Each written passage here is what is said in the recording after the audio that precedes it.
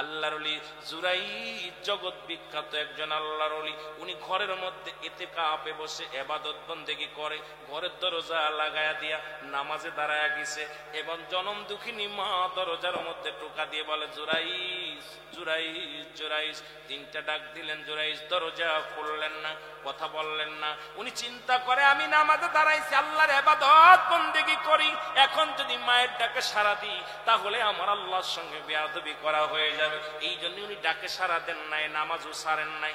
জুরাইজের মা দরজায় দাঁড়াইয়া একটা দোয়া করে গেলেন, জুরাইজ আজকে যেমন আমার ডাকে সাড়া দিলি না, আমি তোরে মা হইয়া ডাক দিলাম, তিনটা ডাক দিলাম শুনলি না। পৃথিবীর মধ্যে যেন তুই জিনাকারী হইয়া পৃথিবীর মধ্যে অপদস্থ হইয়া মৃত্যুবরণ করে জুরাইজ, আমি তোরে দোয়া করলাম তুই ইবাদত করি জগৎ বিখ্যাত একজন আল্লাহর ওলি হবি, তবে পৃথিবীর মধ্য থেকে অপমানিত অপদস্থ হইয়া বিদায় নিবি। জোরে জোরে চিল্লা বলা যাবে না আল্লাহু আকবার। জুরাইজ বলেন না না, জীবনে কোনোদিন এই মেয়েদের চেহারা আমি দেখি না, জীবনে জিনা তো দূরের কথা, কোন মহিলার চেহারা মোবারক আমি দেখি নাই। জোরে জোরে চিল্লা বলা যাবে না আল্লাহু আকবার। মেয়ে তাকে ডাকতে বলে, মেরে তুমি একে কি জানো? বলে জি হুজুর, এই সেই জিনাকারিনী যিনি আমার সর্বনাশ করেছে, এই হুজুরের সন্তান আমার গর্বে। আল্লাহু আকবার। জুরাইন চোখের পানি ছেড়ে ডাকতে বলে, মালিক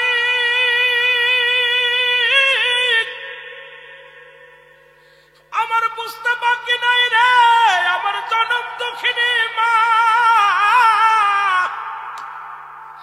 একদিন আমার বলেছিল, জুরাইজ তুমি জগৎ বিখ্যাত আল্লাহর ওলি হবা, তবে পৃথিবীর মধ্যে অপদস্থ জিনাকারী হয়ে মৃত্যুবরণ করবা।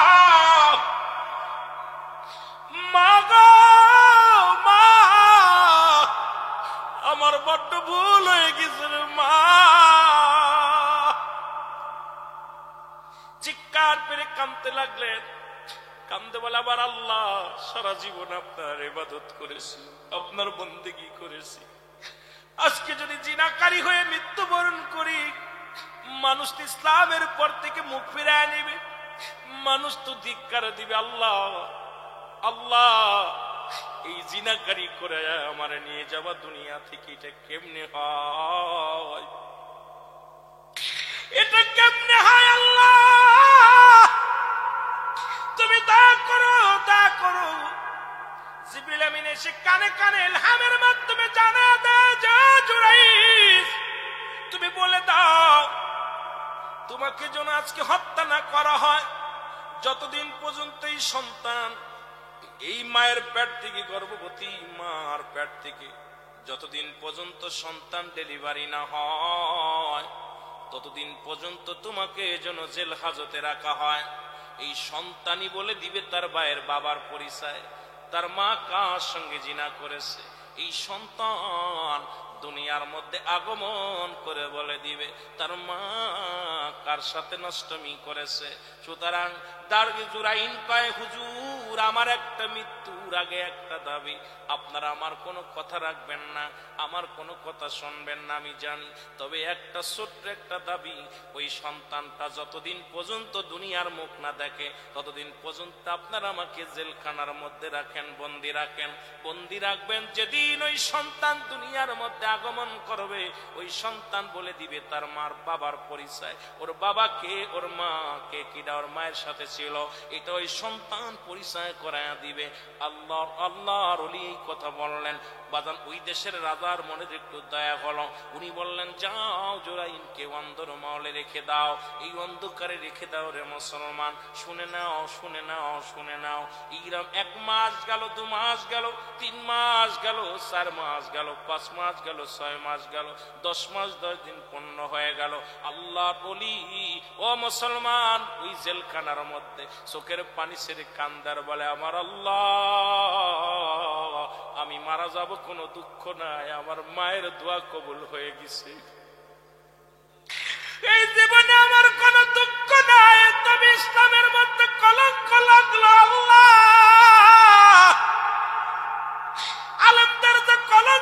লাগলো, আল্লাহ এটা আমি কি করে আমি এটা মুছবো আল্লাহ। পৃথিবীর মধ্যে ওই মহিলার গর্ভে থেকে একটা সুন্দর ছেলে আসলো, আল্লাহু আকবার বলেন না। এই ছেলে আসলো, খবর পড়ে গেল, রাজার দরবারে খবর পড়ে গেল ওই মহিলা গর্ভবতী মহিলা, ডেলিভারি হয়েছে, একটা ছেলে হয়েছে। ডাক দাও মেয়েটাকে, ডাক দাও। হাজার হাজার রাজ্যের যত উজির নাজির ছিল সবাইকে ডাক দেওয়া হলো। এই ছেলে নাকি একদিনের ছেলে, কথা বলবে। বড় আশ্চর্যজনক ব্যাপার, ওর বাবার পরিচয় ছেলে নিজে দিবে। সবাই এই কৌতূহল দেখার জন্য হাজার হাজার মানুষ রাজ দরবারে আসলো। এবার ডাকতে বলে, ডাকতে বলে, রাজা বলে, ছেলে বালক বলে দাও তোমার আব্বাকে তোমার মার সাথে কে নষ্টামি করেছে বলো। বালক কোনো কথা বলে না, বালক মাথাও নাড়ে না, কথাও বলে না, সে দেখে না। লোকজন বলে, হুজুর আইস, পাগলামির একটা সীমা আছে, একদিনের ছেলে জীবনেও কথা বলতে পারে না, আর এই ছেলে তার বাবার পরিচয় কেমনে দেবে রে জোরাইস। এখন তোমার ভণ্ডামি বাদ দাও, আজকে শুলে চোরা থেকে বাঁচাতে কেউ পারবে না, আজকে তোমাকে কে বাঁচাইবে? মৃত্যুদণ্ড থেকে পৃথিবীর কোন মানুষ তোমারে বাঁচাইতে পারবে না। সুতরাং একদিনের পোলা কথা বলতে পারবে না। জুরাই চোখের পানি ছেড়ে কান্দার বলে, আল্লাহ আমার একটু উপায় বলে দাও। তুমি তো বলেছিলে ওই ছেলে তার বাবার পরিচয় দিয়া দিবে। আজকে এত মানুষের সামনে রাজা বলতেছে ছেলের কাছে জিগায়, ছেলে তো কথা বলে না, মাথা নাড়ে না, সে দেখে না। ইলহামের মাধ্যমে ডাক দেখায় জুরাই, ওই সন্তান সবার কথা শুনবে না, তুমি ওই সন্তানকে ডাকতে বলো, বাবারে ও ডাকতে বলো, ছেলে বলে দাও তোমার বাবার পরিচয় বলে দাও। জোরে জোরে চিল্লায় বলা যাবে না মারহাবা। জুরাইজ ডাকতে বলে,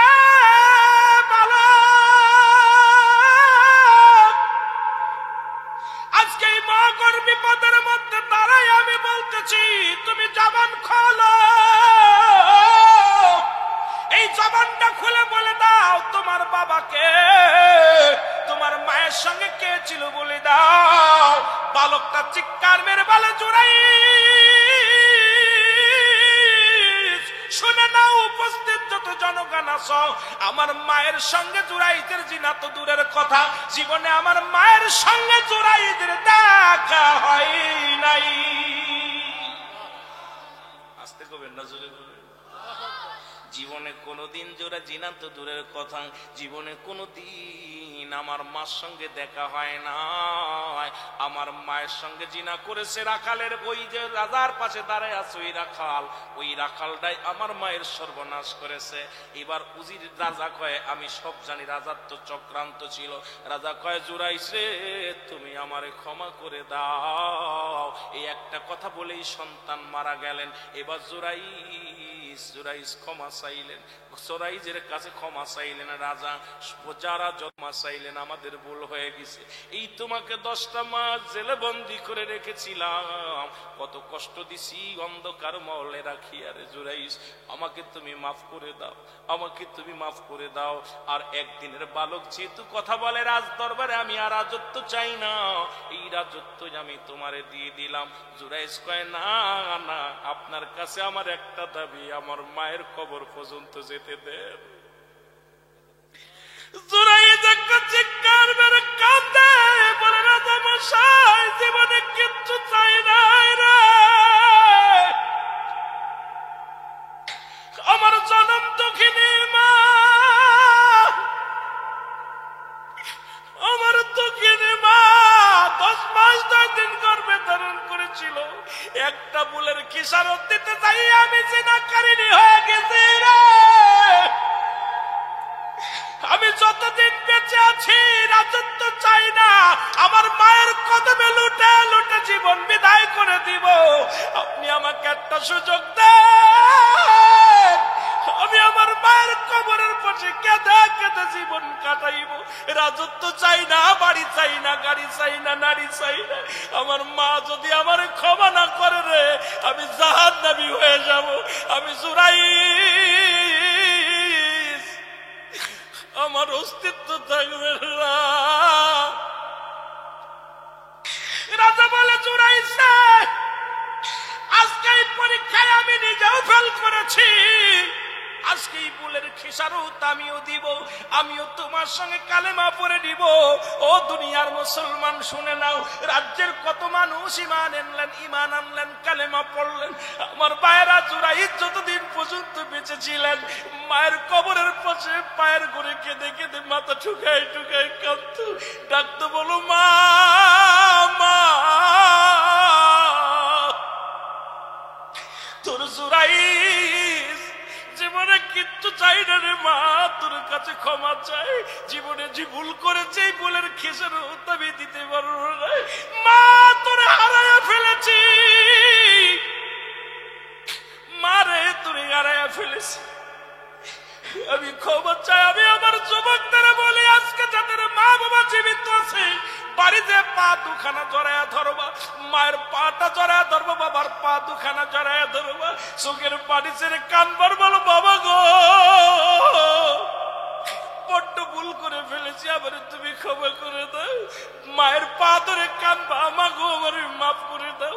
আর মা বাবা যদি একবার রাজি হয়ে যায়, তোর কপাল খুলে যাবে রে বান্দা, আল্লাহ রাজি হয়ে যাবে, আমার আল্লাহ খুশি হয়ে যাবে। জোরে বলেন ঠিক কিনা?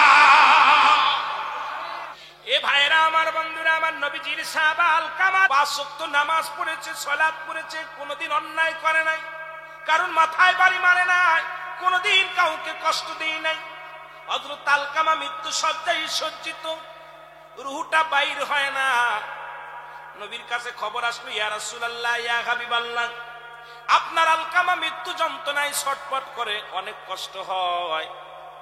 অনেকে বলে মৃত্যুর সঙ্গে পাঞ্জা লড়ে, খবরদার এই ভাষাটা ব্যবহার করবেন না। মৃত্যুর সাথে কোনো ব্যক্তি পাঞ্জা লড়তে পারে না, বল মৃত্যু শয্যায় সজ্জিত, কারণ মালাকুল মউতের সাথে কি মারামারি করবেন? সম্ভব নাই, কারণ মৃত্যু শয্যায় সজ্জিত। কখন যেন আজরাইল চলে আসবে, নিয়ে যাবে আপনাকে, আমাকে নিয়ে যাবে। আমার ভাইরা আমার, নবীজি বললেন, আমার সাহাবীরা তোমরা যাও, তাড়াতাড়ি যাও, আমার আলকামার চারিপাশে দাঁড়ায়া দোয়া করো, চারিপাশে ঘিরে দাঁড়ায়া দোয়া করো, কালেমা পড়ো, তাসবিহ পড়ো, কুরআন তেলাওয়াত করো, আমার আলকামার মৃত্যু যেন সহজ হয়। সাহাবীরা চলে গেলেন আলকামার বাড়ি। বাড়িতে যাইয়া চারিদিক ফিরে দোয়া করে, চোখের পানি ছেড়ে ছেড়ে কাঁদতে লাগলেন, কিন্তু মৃত্যু হয় না, মৃত্যু যন্ত্রণাও লাঘব হয় না। দৌড়ে আসলেন সাহাবীরা, বলে ইয়া রাসূলুল্লাহ, ইয়া হাবিবাল্লাহ, আলকামার কষ্ট আমাদের সহ্য হয় না,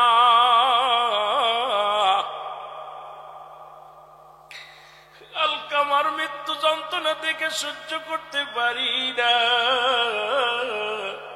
ইয়া রাসূলুল্লাহ, ইয়া হাবিবাল্লাহ, আপনি দোয়া করেন আলকামার জন্য মৃত্যুটা সহজ হয়। নবীজি দুটি হাত উঠায়া দিলেন, আমার আল্লাহ, তুমি আমার আলকামার মৃত্যুটা সহজ করে দাও। আমার আল্লাহ ডাকতে বলে, হাবিব,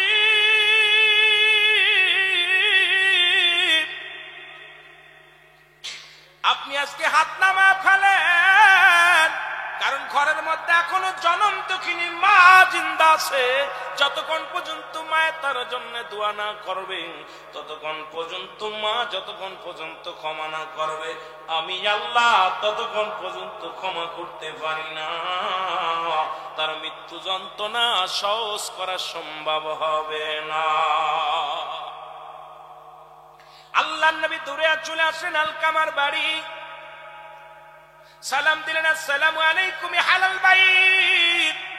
ঘরের ভিতর কেউ আসনি, বাড়ির ভিতর, ঘরের ভিতর আসনি কেউ, ভিতর থেকে আওয়াজ আসে, আলাইকুম আসসালাম।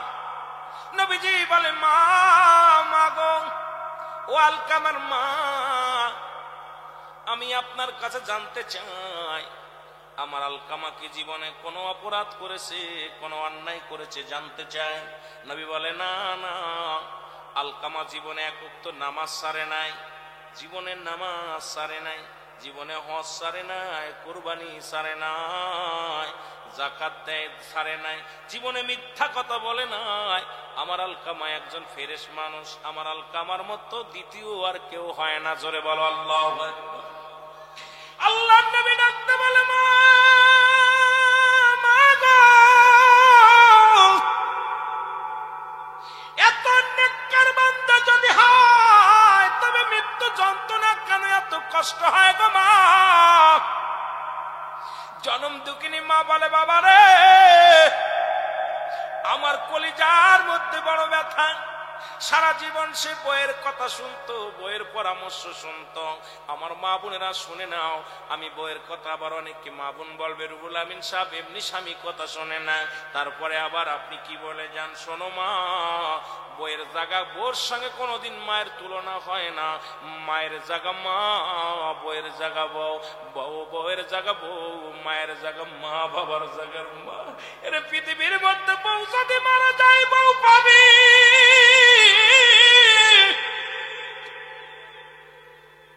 সুন্দরী বউ মারা গেলে কালো বউ পাবি। পৃথিবী থেকে জন্ম দুঃখিনী মা একবার যদি বিদায় নিয়ে যায়, বাবা যদি বিদায় হয়ে যায়, এত বড় নিয়ামত পৃথিবীর কোথাও মিলবে না। জোরে বলেন ঠিক কিনা?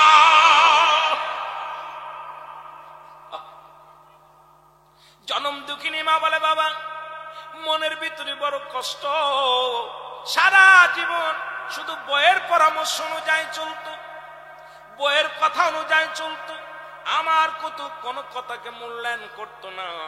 এই কারণে অন্তরের ভিতরে বড় ব্যথা পেয়েছি বাবা, অন্য কারণ নয়। নবী কয়, মাগো তুমি তারে মাফ করে দাও, মাগো তুমি ওকে মাফ করে দাও। এবার মা বলে, বাজান রে, অন্তরের ভিতরে জাগাত লাগছে, কেমনে মাফ করি, আমি মাফ করতে পারবো না। আমার নবী ডাক দিয়ে বলে, সাহাবীরা রে, আয় আয়, খড়ি নিয়ে আয়, খড়ি নিয়ে আয়, আগুন নিয়ে আয়, আমি আমার সাহাবীরে পুড়াইয়া দিব। কারণ আমার সাহাবী মৃত্যুর পরেই হবে জাহান্নামী গো। মৃত্যুর পরে আলকামার জাহান্নামের আগুনে দাউ দাউ করে জ্বলবে, আমি দুনিয়া থেকে পুড়াইয়া দিব। খড়ি আনা হলো, আগুন আনা হলো, চিতে সাজানো হলো, এবার আলকামার আগুন ধরানো হলো।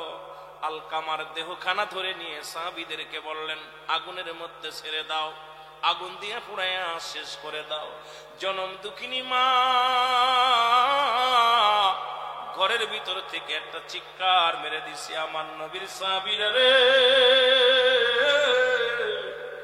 আমি জনম দুঃখিনী মা, আমি সহ্য করতে পারবো না।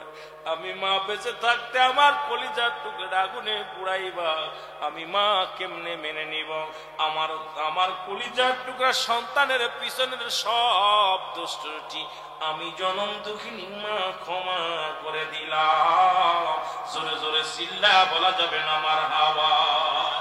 সঙ্গে সঙ্গে আলকামা কালেমা পড়ছে, লা ইলাহা ইল্লাল্লাহু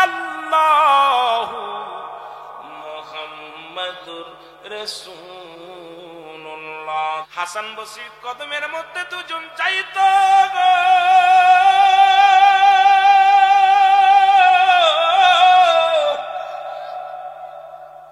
স্বামীটা মারা গেল সন্তানটি মানুষ করার জন্য, ছেলেটাকে লালন পালন করার জন্য। মার দ্বিতীয় কাজ করলেন না। সন্তান বড় হলেন, বড় হয়ে নামাজ ছেড়ে দিল, বড় হয়ে রোজা ছেড়ে দিল, খারাপ হয়ে গেল সঙ্গ দোষে পড়িয়া মাদক সেবন শুরু করে দিল। জনম দুঃখিনী মা তাকে বোঝাইতে লাগলো। মায়ের কোনো বারণ শোনে না, মায়ের কোনো বাধা শোনে না, তবু মা হাল ছাড়ে নাই। প্রতিনিয়ত দোয়া করে আল্লাহর দরবারে, আমার আল্লাহ, আমার কলিজার টুকরা নষ্ট হয়ে গেছে, তারে তুমি হেদায়েত দান করো, তাকে তুমি দিনের বুঝ দিয়ে দাও। আমার আল্লাহ, আমি মা হয়ে তোমার দরবারে কান্দি, আমি দুঃখিনী মাকে তুমি খালি হাতে ফিরাই দিও না, আমার সন্তানকে তুমি হেদায়েত দান করো। জোরে জোরে বলুন আল্লাহু আকবার। অনেক কান্নাকাটি করার পর মায়ের তো কাজ নাই, সন্তান নষ্ট হয়ে গেছে গো। অনেকদিন পর মা দুঃখিনী সন্তানকে না দেখে থাকতে পারে না। মাতাল ছেলে মদ পান করে বাড়ি আসলেন, হঠাৎ করে অসুস্থ হয়ে গেলেন, মরণ ব্যাধি তার বাসা বাঁধলেন গায়ে। সন্তানকে অনেক টাকা খরচ করে রোগ চিকিৎসা করাইলেন, ভালো হয় না। কবিরাজ বৌদ্ধ পূজা দেখাইলেন, কোনো কাজ হয় নাই। সন্তান আস্তে আস্তে মরণ পথের যাত্রী হয়ে গেল। প্রতিদিন কয়, বাবা চল যায় হাসান বসরির কদমের মধ্যে, তওবা কর, তওবাকারী আল্লাহ ভালোবাসে। কিন্তু শোনে নাই কোনো কথা। হঠাৎ একদিন সন্তান ডাক দে বলে, মা মা, আমি আর কোনোদিন ফিরে আসব না। মা, উঠতে পারি না রে, বসতে পারি না, কথা বলতে পারি না। তুমি যাও, হাসান বসরির কাছে যাও, সেই জন্য আমাকে তওবা করায় দেয়। সে যদি আমার বাড়ি এসে একবার তওবা করাই তোরে মা, আমি মরে শান্তি পাতাম। আম্মা গো, একটু যাও, হাসান বসরির কদমের মধ্যে যাও। জনম দুঃখিনী মা চলে গেলেন হাসান বসরির কদমের মধ্যে। সালাম দে, আসসালামু আলাইকুম আল্লাহর ওলি। হাসান বসরি গো, আমার মাতালখোর ছেলে তওবা করতে চায়, তাকে একটু তওবা করায় দেন, তাকে যেন আল্লাহ মাফ করে দেয়। হাসান বসরি কয়, মা গো, আজকে তুমি আমার কাছে আসছো, তোমার ছেলেকে আমি তওবা করাবো না। তোমার ছেলে যদি মারা যায়, তওবা তো দূরের কথা গো, তোমার কলিজার টুকরা সন্তান যদি মারা যায়, তার জানাজা আমি পড়বো না, এমনকি তার দাফনেও শরীক হব না, কাফনেও শরীক হব না। মা গো, তুমি বিদায় হয়ে যাও। ওই মাতালখোর সন্তানের জন্য এত মায়া কান্না কাঁদো না গো মা, তুমি বিদায় হয়ে যাও। হাসান বসরির কদম থেকে মা ফিরে আসলেন। কলিজার টুকরা সন্তান ডাক দে বলে, মা মা। হাসান বসরিকে আইসে গো মা। মা বলে, বাবা রে, হাসান বসরি আসে না, বলেছে তুমি যদি মারা যাও, তোমার কাপনেও শরীক হবে না, দাপনেও শরীক হবে না, তোমার জানাজাও শরীক হবে না রে বাবা। ছেলে কান্দার বলে, মা তওবা যদি কবুল না হয়, জাহান্নাম ছাড়া আমার কোনো গতি নাই রে মা। আমি যদি মারা যাই, দুনিয়ার কোন গোরস্থানে আমার লাশটা তুমি দাফন করবা না, কারণ আমি পাপী, আমি গুনাহগার গো মা। আমার যদি কোন গোরস্থানে শোয়াও, এই জাহান্নামী মানুষ শোয়ানোর জন্য আরো মানুষের কষ্ট হবে। আমার কবরবাসী ভাইদের স্মরণে আজকে যারা মাহফিল করলো, কত মানুষের দাপন দিলা কবরে, কত খারাপ মানুষ শুয়ে যায় ওই কবরের। মুসলমান মাতালখোর ডাকতে বলে, মা তোমার মাতাল ছেলেরে কোন গোরস্থানে রাখবা না মা। আমি যেদিন মারা যাব, আমার গলার মধ্যে রশি লাগাইয়া গো মা, টানতে টানতে নিয়া গভীর জঙ্গলার মধ্যে ফেলে দিবা। যদি না পারো গো মা, গভীর সমুদ্রে ফেলে দিবা গো মা। আমার লাশটা কোনো কাফন করাইবা না মা, আমার লাশটা কোনো গোরস্থানে শোয়াইবা না মা। মা গো, আমার লাশটা যদি গোরস্থানে শোয়াও, আমার কারণে আর অন্য ভাই কষ্ট পাবে, খবরবাসী কষ্ট পাবে গো মা। মা গো, এই কথা বলেই সন্তান মারা গেল। আল্লাহু আকবার বলেন। এই সব কথা বলেই সন্তান মারা গেল। মারা যাওয়ার পর তো মা জননী দরজায় বসে চোখের পানি ছেড়ে কাঁদতে লাগলো। এমন সময় দরজার মধ্যে টাক টাক করে তিনটা আওয়াজ শুনতে পাইলেন। সালাম দা, আসসালামু আলাইকুম ইয়া আহলাল বাইত। ভিতর থেকে আওয়াজ আসে, ওয়ালাইকুম আসসালাম। কে? কয়, মা গো, আমি হাসান বসরি আপনার কদমের মধ্যে আসি। কয়, বাবা গো, কেন আসছেন? আমার কলিজার টুকরার বেঁচে নাই, আমার সন্তান আর দুনিয়ার মধ্যে বেঁচে নাই রে। আমার মাতালার কোনদিন মা বলে ডাকবে না। আমি দুঃখিনী মা, আমার বুকটা খালি করে আমার কলিজার টুকরা সন্তান বিদায় হয়ে গেছে। আমার সন্তান তওবা কপালে জুটলো না, গুনাহ মাফ করাইতে পারলাম না। হাসান বসরি কয় মা তোমাকে বিদায় করে দিয়া জোহরের নামাজ পড়ে আমি যাই নামাজের উপরে শুয়েছিলাম গো মা, ইলহামের মাধ্যমে আমার আল্লাহ ডাকতে বলে হাসান আর দেরি করিস না রে। ওরে মা আসল পেতে দোয়া করেছে আমার দরবারে, আমি আল্লাহ স্থির থাকতে পারি নাই। ওই মায়ের আসল পথ দোয়া আমি আল্লাহ হাত ফিরাইতে পারি নাই। ওই মাতালের গুনাহ আমি মাফ করে দিছি, মাতালের তওবাও আমি কবুল করেছি। ওই মাতালের জানাজা পড়াইবা তুমি, মাতালের কাফন পরাইবা তুমি, মাতালের জানাজা পড়াইয়া দাফন করাইবা তুমি। ডাকতে হাসান বলে মা মাতালের জীবন ধন্য, দুনিয়ার মধ্যে এমন একজন মা পেয়েছে গো মা। মাতালের জীবন ধন্য, দুঃখিনী মায়ের দোয়া কবুল করেছে গো মা। তুমি চোখের পানি মুছে ফেলো গো, আমি তোমার সন্তানের গোসল করাইব, জানাজা পড়াইব, দাফন করাইব গো মা। তোমার সন্তান তোমার মাতালখোরকে আমার আল্লাহ কবুল করে নিছে। আজকে সেই মায়ের সঙ্গে সন্তানের ভালো ব্যবহার নাই। কদিন আগে দেখলাম চট্টগ্রামের জমিনে বাবার 5 টুকরা করে কেটে ফেলেছে রে। 18 বছর আগে বাবা হারিয়ে গিয়েছিল, বাবার সন্ধান পেয়েছে, বাবার সন্ধান পেয়ে রাতের অন্ধকারে ও মুসলমান বউ, শুদ্ধ বউ আর স্বামী দুজনে মিলিয়া আপন বাবাকে টুকরা টুকরা করে 5 টুকরা করে কাটছে। এ কেমন সন্তান গো! পৃথিবীর মধ্যে মা বাবা যদি কোনো সন্তানের জন্য দোয়া করে, এই দোয়া বিফলে যায় না, এই দোয়া বিফলে যায় না, আমার আল্লাহ কবুল করে নেয়। জোরে জোরে চিল্লায়া বলেন আল্লাহু আকবার। জোরে জোরে চিল্লায়া বলা যাবে না আল্লাহু আকবার। পিতা মাতার হক কয়টা? 14টা। জোরে বলেন কয়টা? জোরে বলে যাবে 14টা হক। এই জীবিত অবস্থায় 7টি। এই 7টির মধ্যে 1 নাম্বার হলো পিতামাতার প্রতি শ্রদ্ধাশীল হন। পিতামাতার প্রতি এমন শ্রদ্ধা দেখাইতে হবে, এমন আদব দেখাইতে হবে।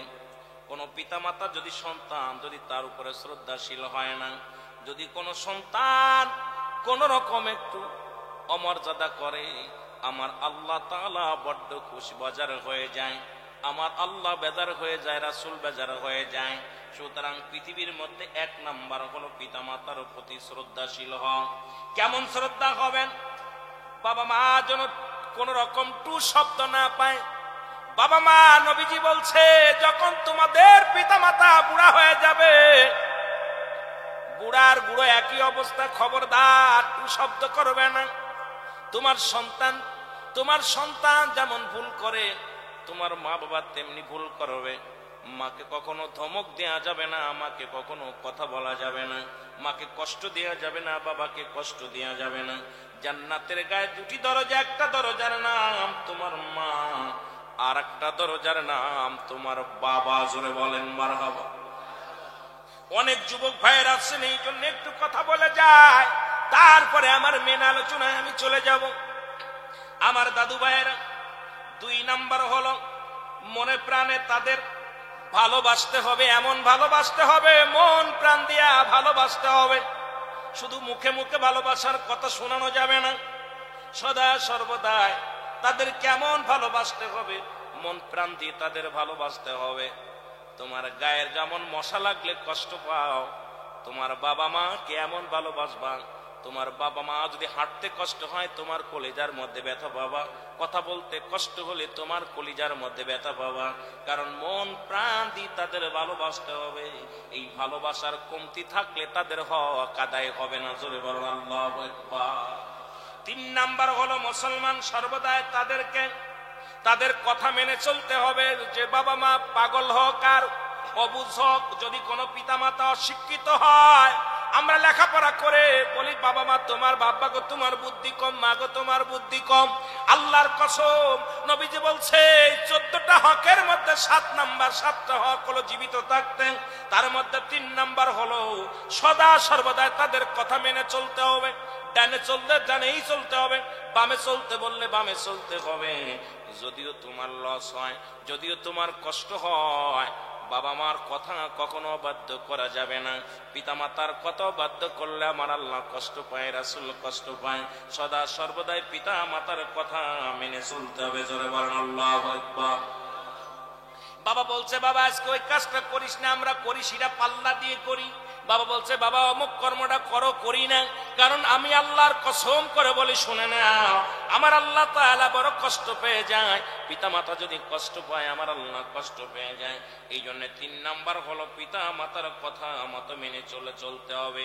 4 নাম্বার তাদের খেদমত করা লাগবে, এমন খেদমত করা লাগবে পাতে মাথা পর্যন্ত যত খেদমত আছে খেদমত গুলো পালন করতে হবে। দুনিয়ার মধ্যে খেদমত করা লাগবে, মা বাবার খেদমত করা লাগবে কি লাগবে না? যদি বলেন লাগবে কি লাগবে না? মা বাবার এমন খেদমত করবেন, ও দুনিয়ার মুসলমান শোনে না, মায়ের খেদমত করেছিলেন কসাই রাসূল পাক সাল্লাল্লাহু আলাইহি ওয়াসাল্লাম নয়, শুনে নেন বাবা, তিনি তার মা দুধমাদের কত সম্মান করেছে, কত খেদমত করেছে। এই কথাগুলো আমি আস্তে আস্তে গেলে সময় কেটে যাবে। আমার ভাইয়েরা, আমার বন্ধুরা, আমার এ মুসলমান, মুসা আলাইহিস সালাম ডাকতে বলে আমার আল্লাহ আমি জান্নাতে যাব, আমি জানি আমারে তুমি জান্নাত দিবা, আমার জান্নাতের মধ্যে কাকে রাখবা? আমার আল্লাহ বলেন মুসা আলাইহিস সালাম, মুসা রে তুমি যখন জান্নাতে যাবা তোমার জান্নাতের ভিতরে একজন গরু কি রাখবে? গরুর কসাই থাকবে, গোশত বিক্রিওয়ালা একজন কসাই জান্নাতের মধ্যে থাকবে। মুসা আলাইহিস সালাম ডাকতে বলে আমার আল্লাহ আমি হলাম একজন নবী, আমার সঙ্গে দিবা একজন নবী, একজন পয়গম্বর দিবা, অথচ তুমি আমার জান্নাতের মধ্যে দিবা একজন কসাইকে, জান্নাতের মধ্যে দিবা। আল্লাহু আকবার বলেন। আল্লাহ নবী আল্লাহ রাব্বুল আলামিন বলে ও মুসা তুমি দেখতে চাও কি শুনতে চাও? দেখতে চাইলে দেখো। মুসা আলাইহিস সালাম দেখতে লাগলেন, বলে দেখতে যা দেখলেন ওই গ্রামের মধ্যে একটা বাজারের মধ্যে একটা গরু জবাই করে গোশত বিক্রি করে, ওই বেচারা গোশত চুরি করে রেখে দিলেন, এটা বাড়িতে নিয়ে গেলেন। বাড়িতে নিয়ে মাকে গোসল না করেই আগে মা গোসল রান্না করলেন, রান্নাটা উঠাইয়া মায়ে পায়খানা প্রস্রাব করে গায়ের মধ্যে মাখায় ফেলেছে। অনেক লম্বা আলোচনা মুসলমান শুনে নেন, কারণ আমি ওরম লম্বা করতে পারবো না, সংক্ষিপ্ত আকারে বলে যাই। গায়ের মধ্যে ময়লা আবর্জনা পায়খানা করে কাপড় নষ্ট করে ফেলেছে। জনম দুঃখিনী মা সন্তান যে মুখের মধ্যে একটা চুমা দিয়া সমস্ত ময়লাগুলো হাত দিয়ে পরিষ্কার করলেন, মায়ের কাপড় বদলায় দিয়া কোলের মধ্যে দরিয়া চোখের পানি ছেড়ে কামদার বলে মা তোমার সারাদিন ভরে খবর নিতে পারি না, বেয়াদবি করেছি, মাফ করে দাও গো মা। মা গো তুমি খানা খাও। মাকে কি করলেন? মাকে খানা খাওয়াইলেন, কোলের মধ্যে দরিয়া খানা খাওয়াইলেন। খানা খাওয়াই আবার মায়ের মুখে একটা চুমা দিয়ে বলে মা আমি গোসল করতে যাচ্ছি, কারণ সারাদিন গোশত কেটেছি, গায়ের মধ্যে রক্ত জড়িয়ে আছে। মা গো তুমি আমারে মাফ করে দাও, আমি গোসল করে আসি। এবার মা জননী চলে গেলেন গোসল করতে, বাবা চলে গেলেন কোথায়? কসায় গোসল করতে গেলেন। জনম দুঃখিনী মা দুটি হাত উঠায় আল্লাহর দরবারে হাত উঠাইয়া দিছে, ডাকতে বলে আমার আল্লাহ তোমার জান্নাত আছে আমি জানি, আর এই জামানার শ্রেষ্ঠ নবী হযরত মুসা আলাইহিস সালাম, আল্লাহ তুমি আমার কলিজার টুকরা কসাই রে, তুমি আমার কসাই রে তুমি জান্নাত দিয়ে দিও। আর এই জান্নাত, যে জান্নাতটা দিবা সেই জান্নাতটা হলো এই জামানার নবী, এই জামানার নবী মুসা আলাইহিস সালামের সঙ্গে যেন হয়। জোরে বলেন মারহাবা। আমার আল্লাহ ডাকতে বলে মুসা রে মুসা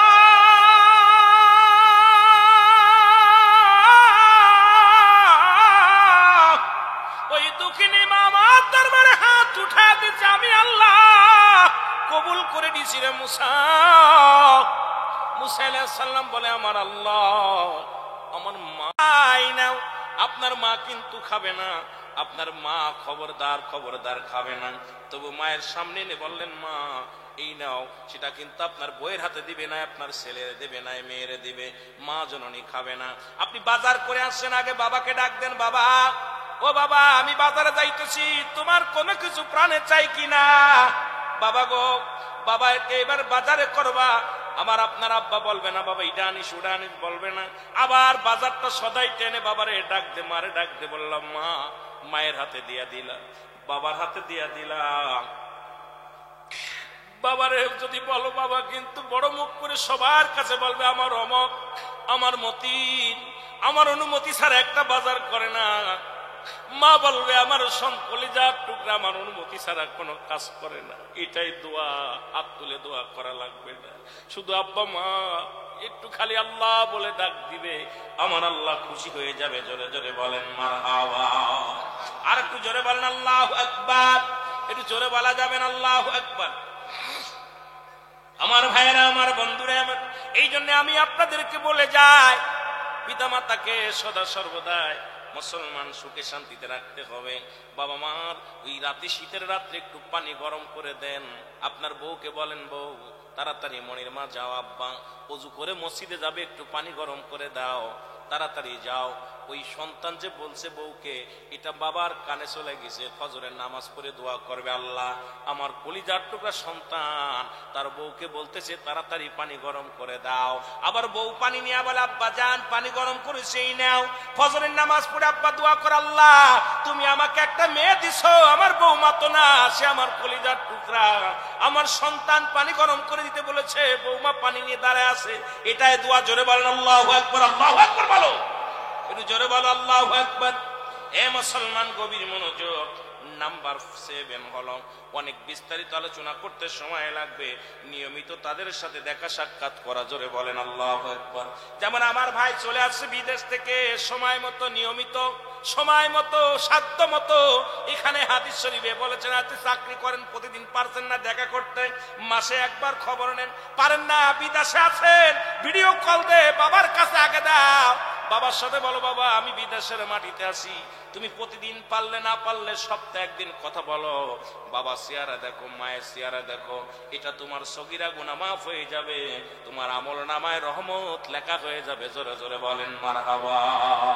আর একটু জোরে বলেন আল্লাহু আকবার। তুমি ঢাকা শহরে চাকরি করো, আসতে পারো না প্রতিদিন, এ মুসলমান প্রতিদিন আসা সম্ভব নয়। তুমি বাবার কাছে খবর নাও, ফোন দে, আগে আলাপ করো, মার সাথে আলাপ করো, বাবার সাথে আলাপ করো, আগে বাপ মারে খুশি করো। বাবা গো তোমাকে রেখে বড় কষ্ট হয়, বাবা তুমি কেমন আছো, কি করতেছো, খাইছো কিনা, আম্মা তুমি খাইছো কিনা, তোমার কোনো কিছু প্রয়োজন কিনা। আল্লাহর কসম করে বলি পিতা মাতার হাত উঠানো লাগবে না, পিতা মাতার হাত উঠানো লাগবে না। আল্লাহর দরবারে বলতে দেরি, শুধু আল্লাহ বলতে দেরি, আমার আল্লাহ কবুল করতে দেরি হবে না। বাবা মারে খাওয়ানো লাগবে না, পড়ানো লাগবে না, কোন বাপ মা আপনার কাছে কিচ্ছু চায় না, শুধু ভালোবাসা চায়, শুধু ভালোবাসা চায়। এটা যদি না দিতে পারি কপাল খারাপ, জাহান্নাম ছাড়া কোনো গতি নাই। জোরে বলেন আল্লাহু আকবার। আল্লাহ আল্লাহ। যারা কবরে শুয়ে আছে তাদেরকে তুমি ক্ষমা করে দাও, তাদেরকে তুমি মাফ করে দাও। জোরে বলেন আল্লাহু আকবার। মৃত্যুর পরে 7টা হক, কয়টা? মৃত্যুর পরে 7টা, তাদের মাগফিরাতের জন্য দোয়া করা। জোরে বলেন মাগফিরাত। আল্লাহু আকবার। মাগফিরাতের জন্য দোয়া করা। এখন আমাদের দেশের অধিকাংশ আলেমরা দোয়া করে না। আমার বাজানেরা শুনে নাও, বাবা মা যখন মারা যাবে তাদের জন্য মাগফিরাত কামনা করতে হবে, দোয়া করতে হবে, সদা সর্বদাই মাগফিরাত কামনা করতে হবে। আমার আল্লাহ যারে পাবেন তারে বলবেন আমার আব্বার জন্য দোয়া করেন, মার জন্য দোয়া করেন, আল্লাহ যেন পিতা মাতার জীবনের সব গুনাহগুলো মাফ করে দেয়। কেন মাফ করে দিতে বলবেন? আমার শুনে নেন, নবীজি বললেন সাহাবীরা রে, তোমরা কেউ কি কবুল হজের সব পাইতে চাও? সাহাবীরা বলে ইয়া রাসূলুল্লাহ, ইয়া হাবিবাল্লাহ, এটা কে বানা চায়? নবীজি বললেন সাহাবীরা রে, তোমাদের বাড়িতে যাদের পিতা মাতা জিন্দা আছে, বাড়ি যে সালাম দিবা, আসসালামু আলাইকুম মা, আসসালামু আলাইকুম বাবা, তোমার আমল নামায় একটা কবুল হজের সব লেখা হইয়া যাবে গো।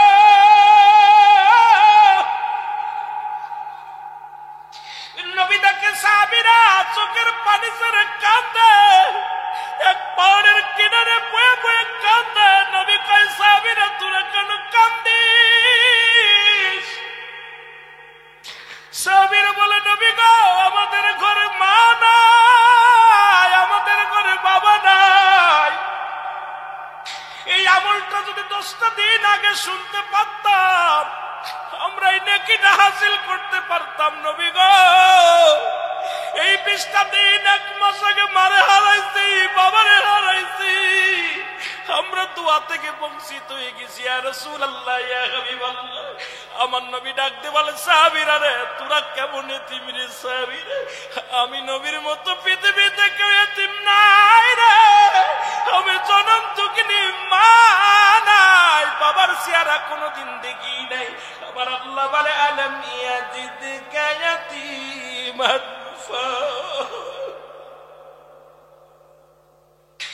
আল্লাহ ডাকতে বলে, হাবিব, তোমার আমি এতিম বানাইলাম, এমন এতিম মাত্র মায়ের গর্ভে 6 মাস নবীজি দুনিয়া থেকে বাবা বিদায়, কোনদিন শরীয়তের চোখ দিয়ে বাবারে দেখে নাই। যখন 6 বছর বয়স মাকে হারাইলেন, 6 বছর 6 মাস যখন বয়স দাদারে হারাইলেন, আপন বলতে আপন জোড়েরা বিদায় হয়ে গেছে। নবী কান্দার বলে, সাহাবীরা রে, তোরাই বুঝিয়ে তিম, আমি নবীর মা নাই, আমি নবীর বাবা নাই রে। আমি নবী ও কান্দি আমার মায়ের জন্য। আমার আল্লাহ ডাকতে বলে, জিবরিল ধরে যা, আমার হাবিবের চোখে পানি। আর যাদের মা নাই, যাদের বাবা নাই, তাদেরকে জানায় এইভাবে যেন বলে, রাব্বির হামহুমা কামা রব্বায়ানি সগীরা। জোরে জোরে চিল্লায় বলেন মারহাবা। আল্লাহ বলেন, হাবিব এইভাবে বলেন, হে আমার রব, হে আমার প্রতিপালক, আমার পিতা মাতার সগীরা গুনাহ মাফ করে দাও, জানা গুনাহ মাফ করে দাও, অজানা গুনাহ মাফ করে দাও পৃথিবীর মধ্যে। আর তুমি আমার পিতা মাতাকে তোমার রহমতের কোলে তুলে নাও। জোরে বলেন আল্লাহু আকবার। আর একটু জোরে জোরে চিল্লায় বলেন আল্লাহু আকবার। হে মুসলমান, সুতরাং পিতা মাতার গুরুত্ব আমার নবীর কাছেও ছিল। জোরে বলেন ঠিক কিনা? কেমন ছিল যদি বলতে যাই বুঝে নেবেন। একদিন নবীজির কদমের মধ্যে নবীর দুধমা হালিমা তুসাদিয়া আগমন করলেন। নবীজির দুধমা কয়জন ছিল জানা আছে? কথা বলেন, কয়জন? 4 জন। আল্লাহু আকবার। আপনাদের জানা আছে নবীজির দুধমা শুধু হালিমা নয়, নবীজির মা ছিলেন 4 জন।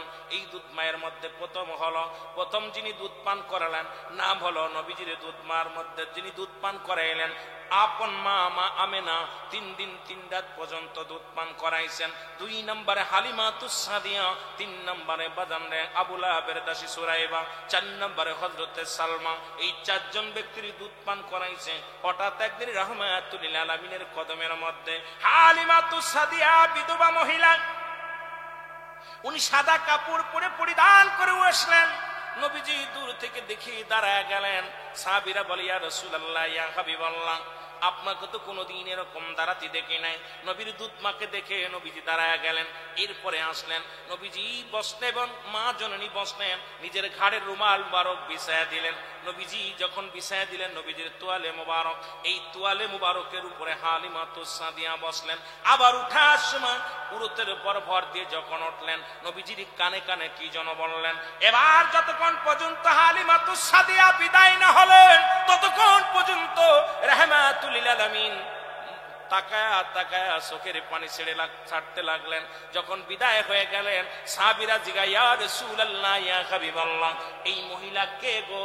তারে আমরা চিনলাম না, যার আপনি আপনার নিজের চাদর মোবারক বিছায়া দিলেন, এমনকি আপনি বিছায়া দিলেন। এরপরে নবী গো আপনার কানে কানে কি যেন বললো। আবার উঠার সময় আমার আপনার উরুতের উপর ভর দিয়ে উঠলো, ইয়া রাসূলুল্লাহ।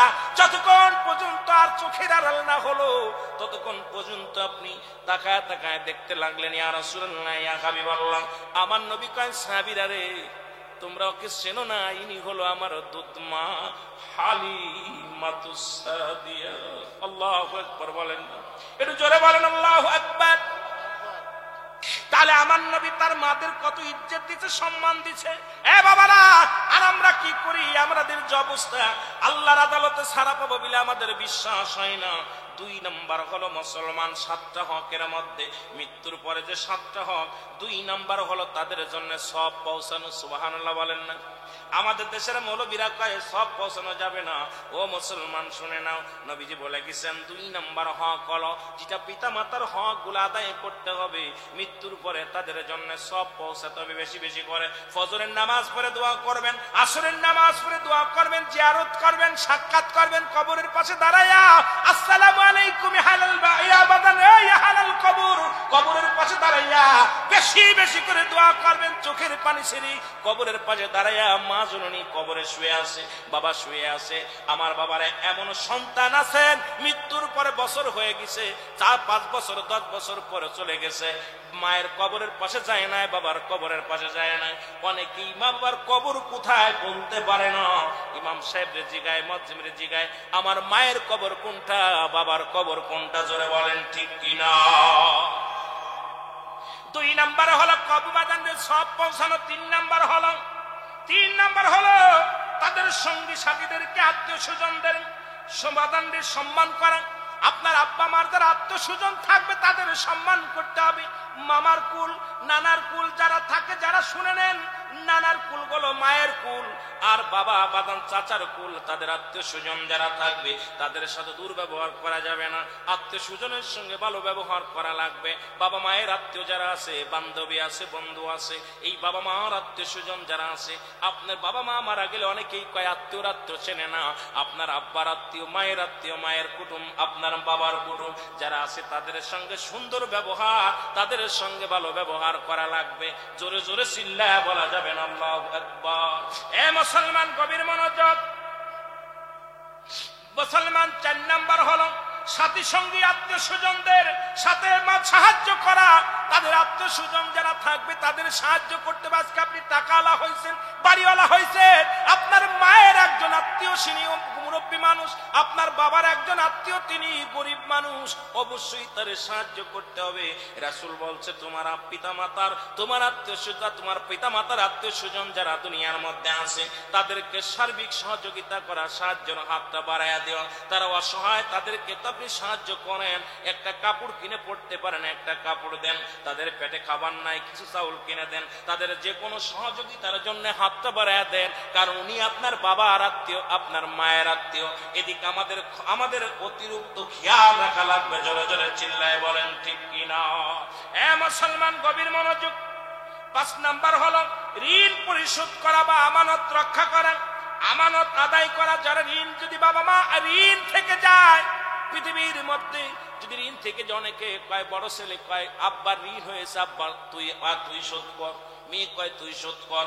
মাঝে মাঝে দেখা যায় ঢাকা শহরে অনেক জায়গা, বাংলাদেশের অধিকাংশ অঞ্চল আছে, বাবা মা ঋণ হয়ে মারা গেছে, অভাবে পড়ে আত্মীয় স্বজনের কাছে ধার নিছে, মারা গেছে। এরপরে ছেলেদের ভিতরে টানাটানি, হানাহানি হয়ে যায়। বড় ছেলে কয় তুই শোধ কর, বড় ছোট ছেলে কয় আমি খাই নাই। বাবা মার ঋণ শোধ করতে চায় না। আমি আপনাদের কাছে বলে যাই, পিতা মাতা যদি ঋণ থাকে অবশ্যই খবর নিয়ে সেই ঋণগুলো পরিশোধ করতে হবে, নয়তো আল্লাহর আদালতে আপনার ধরা পড়তে হবে। জোরে জোরে চিল্লায় বলো আল্লাহু আকবার। আর একটু জোরে বলেন আল্লাহু আকবার। এ মুসলমান 6 নাম্বার হলো শরীয়ত সম্মত বাতান ওসিয়াত যদি করে যান, শরীয়ত সম্মত যদি অনেক বাপ মা ওসিয়াত করে যায়, জমিটা অমুকরে দিয়ে দিস, এই ঘরটা অমুকরে দিয়ে দিস, এই চাদরটা অমুকরে দিয়ে দিস, এই বাড়িটা অমুকরে দিয়ে দিস, শরীয়ত মোতাবেক যদি হয়, এ মুসলমান অবশ্যই এটা পূরণ করতে হবে, এই ওসিয়াত গুলো পুরা করতে হবে, নয়তো আপনারা দায়ী থেকে যাবেন। অনেকে কয় মরার সময় বলছি এটা পালন করা লাগবে না। বাবা শুনে নেন, ওসিয়াত করে গেছে ছেলে মেয়েদেরকে, বাবা এই কাজটা করিস, এইটা করা লাগবে, যদি শরীয়ত সম্মত হয়। সেদিনকে একজন দেখলাম বাদান ফরিদপুরের জমিনে বাবার ওসিয়াত করে গেছে, আমি মারা গেলে এখানে হিন্দুদের একটা মঠ বানায়া দিস। এখন আমার জিগায় হুজুর গো, আমি কই কেন? কয় হুজুর বুঝতে পেরেছি, এই 3 বিঘে জমি আব্বা ফাঁকি দেখাইছে, এখন মরার পর চিন্তা করছে হিন্দুদের মঠ বানায়া দিলে গুনাহ মাফ হয়ে যাবে। নাউজুবিল্লাহ বলেন। এটা কিন্তু শরীয়ত মোতাবেক সম্পূর্ণ হারাম। এটি মঠ বানায়া দিবে ভালো, একটা মূর্তি বানায়া দিবে ভালো তাদের পুজো করার জন্য। মুসলমান, সুতরাং শরীয়তের বিধান নাই। ও তো নিজেই গুনার মধ্যে ডুবেছিল, ওই গুনার ভাগ কিন্তু ওই 3 বিঘা জমি ছেলে ভাগ করে নিবে, কিন্তু পাপটা কিন্তু বাবারই নিতে হবে। জোরে বলেন ঠিক কিনা? কথা কই না? পাপ কিন্তু কার নিতে হবে? উনাকে নিতে হবে। আমার ভাইয়েরা, আমার বন্ধুরা, আমার 7 নাম্বার হলো তাদেরকে সাধ্য মতো তাদের কবর জিয়ারত করা লাগবে। আমার বাবারা শুনে নেন, সাধ্য মতো তাদের কবর জিয়ারত করা লাগবে, সাক্ষাৎ করা লাগবে। এই জন্য আমি বলে যাই, আমি যদি বলি 5 ওয়াক্ত নামাজে জিয়ারত করবেন, হয়তো পারবেন না। চাকরি করেন, ব্যবসা করেন, আপনি সাধ্য মতো চলে যান, শুক্রবারে চলে যান, বৃহস্পতিবারে চলে যান। আপনি সারাদিন বাড়ি কাজ করলেন, আসরের নামাজটা পড়ে কবরের পাশে দাঁড়ায় আব্বা বলে ডাক দিলেন, মা বলে ডাক দিলেন। মায়ের মতো এমন দুঃখী পৃথিবীর মধ্যে হয় না, বাবার মতো এত বড় নিয়ামত তার পৃথিবীর মধ্যে হয় না। আমার বাবারা গভীর মনোযোগ, একটু দোয়া করেন, বসে বসে দোয়া করেন সাধ্য অনুযায়ী। পারছেন না আপনি মাসে একবার করেন, পারছেন না আপনি 2 মাস পরে করেন, পারছেন না আপনি 1 বছর পরে করেন, সাধ্য মতো আপনার সাধ্য আছে করার মতো, তবু করতে হবে পিতা মাতার জিয়ারত, কবরটা জিয়ারত করা লাগবে। হুকুম হলো, আর পিতা মাতার যদি হক আদায় করতে হয়, এগুলো অবশ্যই অবশ্যই পালন করা লাগবে। জোরে জোরে বলেন মারহাবা।